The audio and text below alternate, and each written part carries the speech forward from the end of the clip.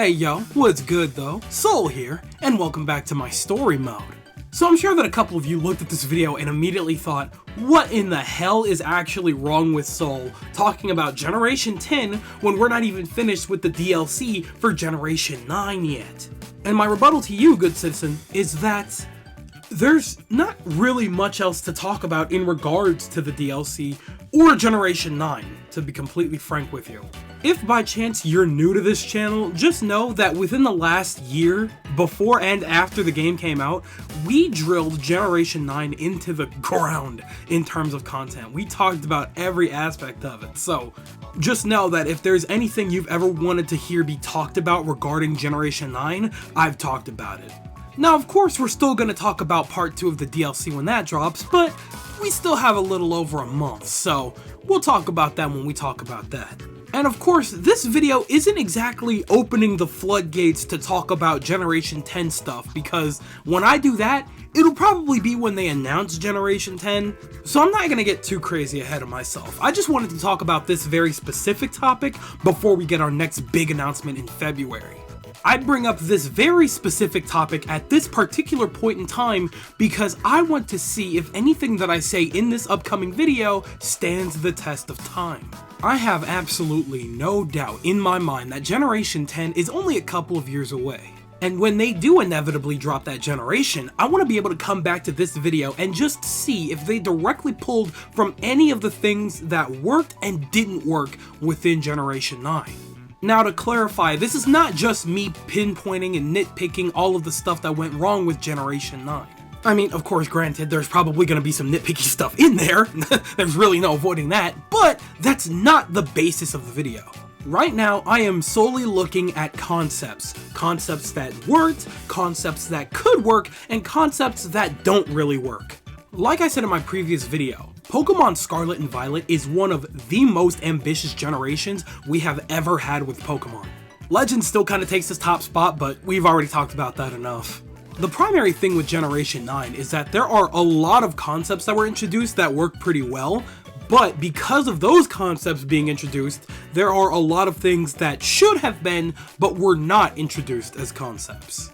Okay, I'm definitely rambling a little bit at this point, so why don't we go ahead and start talking about what Generation 10 can potentially learn from Pokemon Scarlet and Violet.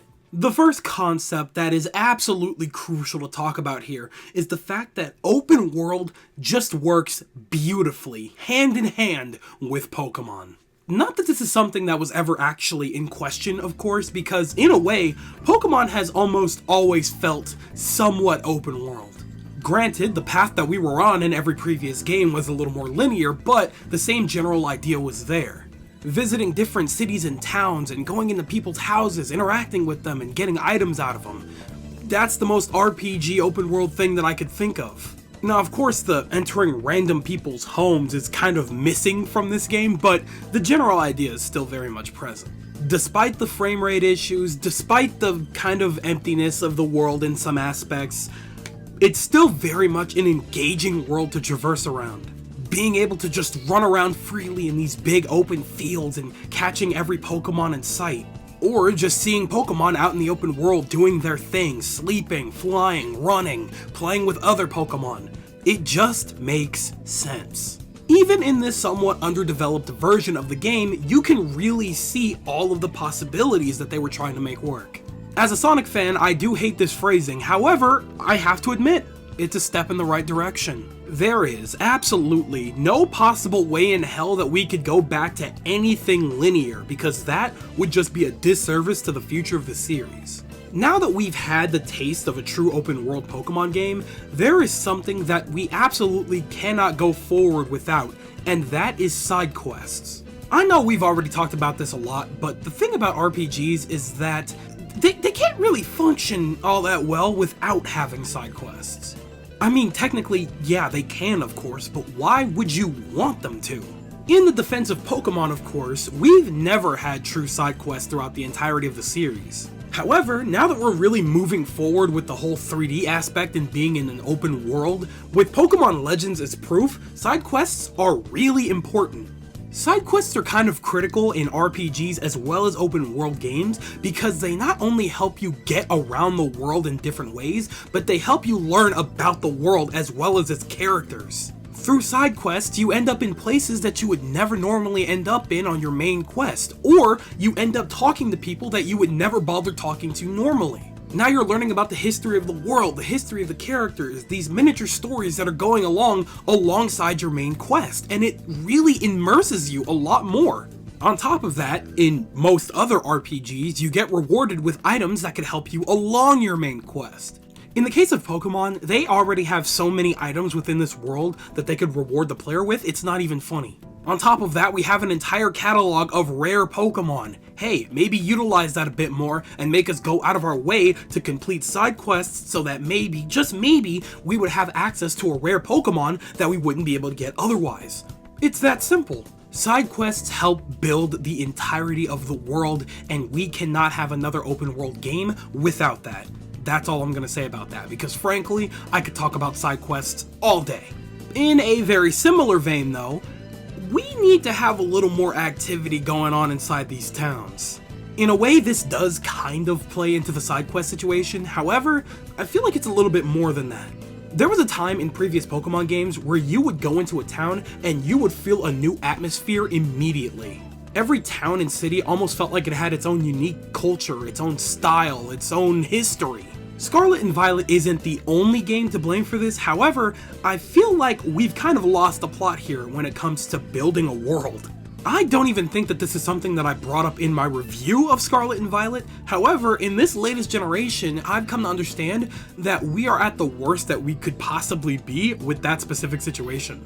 I could literally not name one city or town in Pokemon Scarlet and Violet. That is so bad. If any town or city does have a specific theme, I don't remember what theme is attached to what city or town.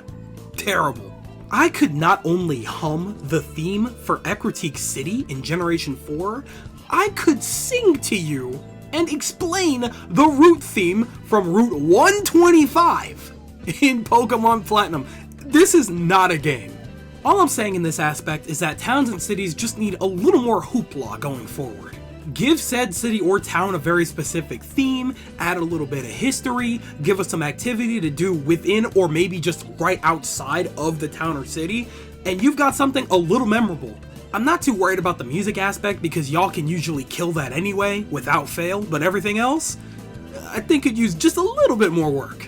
Anyway, moving on here, I think that another thing that actually worked really well that we could absolutely utilize going forward is the multi-storyline aspect. I was already very scared for the story aspect considering we were coming fresh off the heels of not only 8th generation, but Pokemon Legends. So to say that I was shocked that they tripled down on the story and actually made it work is a little bit of an understatement. Like I said a moment ago, side quests are super mandatory for getting us around the world and introducing us to multiple characters and multiple storylines and just general things around the world. However, if this triple storyline was the way to do that, because technically it did definitely do that job pretty damn well, I've gotta say, y'all did a pretty damn good job with that one, and I would not mind in the slightest if you decided to keep that up.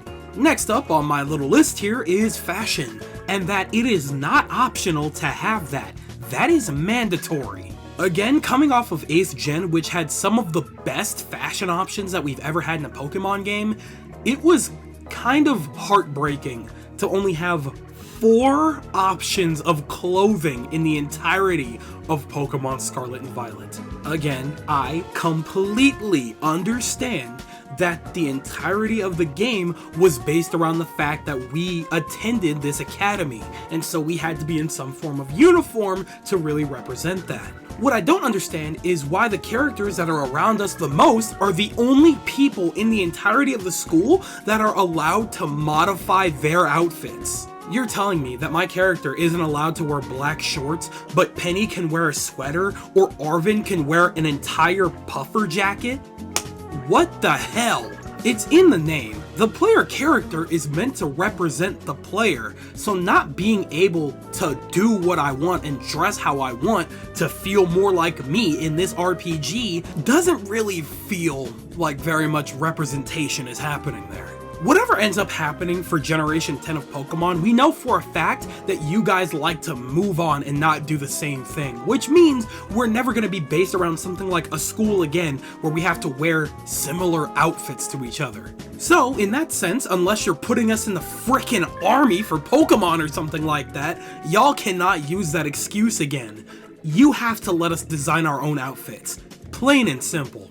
Especially going forward with the whole open world thing, because there could be so many different stores that have so many different unique clothing options. Just saying, y'all, if they can do it in real life where we could pick from many different places to design our own outfits and be unique in our own unique ways, y'all can set it up in Pokemon. I'm just putting that out there. Next along here, a big positive that I think could really benefit Generation 10. A gimmick that's limited, but we have constant access to, works way better.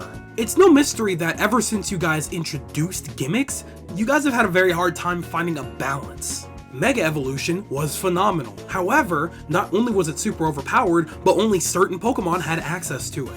Z-moves were underwhelming as they didn't really have much of a spectacle to them, but certain Pokemon had access to certain Z-moves that were just better than the rest. And then there's Dynamaxing and Gigantamaxing. While I do prefer it as a mechanic over Z-moves, we technically took a step back. Not only did it share a similar problem in which every Pokemon could Dynamax but not every Pokemon could Gigantamax, we could also only use it during specific events. On top of that, even during raid battles where they were utilized the most, if you were raiding alongside friends, only one of you could utilize Dynamaxing or Gigantamaxing.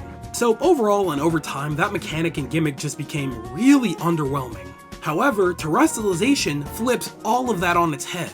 You can use it anytime you want, during any battle you want, with any Pokemon that you want. And the only clear advantage that the Pokemon has is the type change, making it literally way more balanced for every Pokemon. So, in turn, I'm not saying that Terrestrialization itself needs to be the move, but whatever we utilize going forward into Generation 10 as a gimmick needs to be somewhat balanced along the lines of Terrestrialization. I mean, I guess it doesn't need to be, but I would definitely prefer it if it weren't just a get-out-of-jail-free card as opposed to actual strategy. That's it. Another thing on my list of things that absolutely need to return that actually wasn't as present in this previous generation is trainers that actually physically stop us to battle.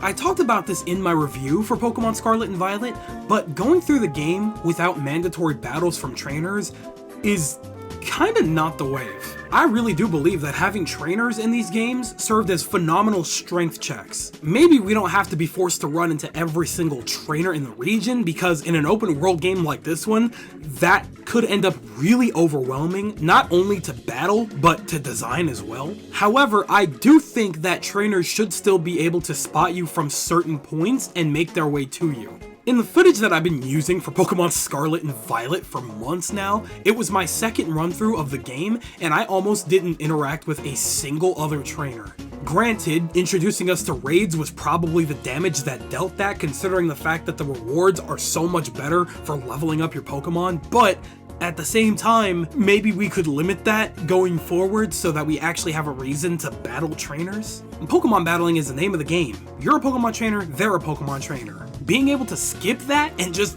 not have that be a core part of the game is super weird. Story-wise, it made sense that there were no other trainers around because you were one of like 12 trainers in the entire region. In Paldea, there's hundreds, and yet I can only remember ever battling like 5. Let's not do that again. I'm just saying that going into the next generation, some battles absolutely should be mandatory for progression's sake. Now, here's the thing, on my list here I mentioned that regional forms must also be a must, but looking back, they've always been a must, literally since 7th gen, so I don't think that we have anything to worry about. We're getting more regional forms in the next game, no doubt about it. So that means I have pretty much talked about everything on my list here.